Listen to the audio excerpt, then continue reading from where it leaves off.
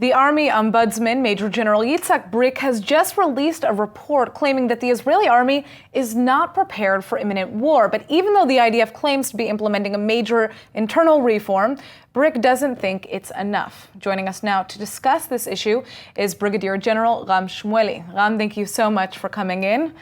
Now, Major General Brig says that there's a serious organizational issue in the army and that it's actually part of the culture. What does that mean, and what is your take on this? To defend a country, you need a good army, a good armed forces, and of course you need the equipment, you need people, and most important is to have the right spirit. And I think that the Israeli armed forces in a whole, even though I'm an Air Force general, but I know the other part of the armed forces of Israel, I think that we have the right equipment. I think that we have great people. And I think that the real challenge is the spirit. I think that the spirit of the commander in the Israeli armed forces is in the right direction, since we have a right cause. We have to defend the people of Israel. This is not say that we don't have things to fix. And General Brig, he got a lot of experience in the past. He's a hero. He's a war hero. He nominate or point on some challenges that we have to fix. I believe that the Air Force that I know is in the right capability to defend the state of Israel. I believe that the Navy as well, and my son is a Navy commander, so I have kind of a window what's happened there. Mm-hmm. Even my young son, our young son is an infantry warrior, and I saw the last 3.5 years, and then in the Operation Protective Edge, how they operate. I really think that we have a very strong armed forces, but we have a lot of things to fix.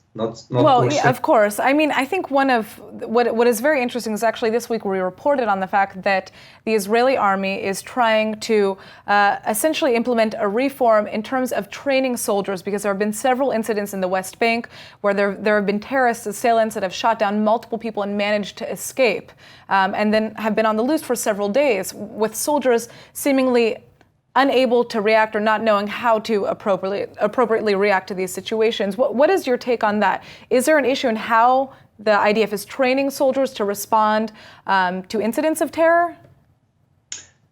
Yes, when you fight in the West Bank and Gaza Strip, this is not a war, this is kind of counter-terrorism. So It's a different war.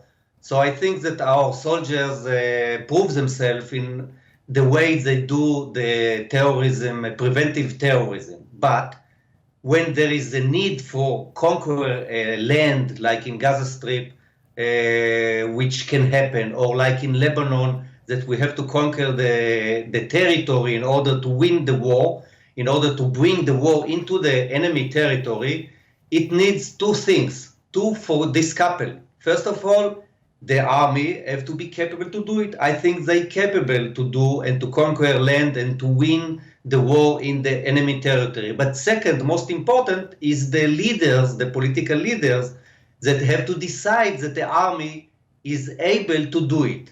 And those two partners have to feel each other.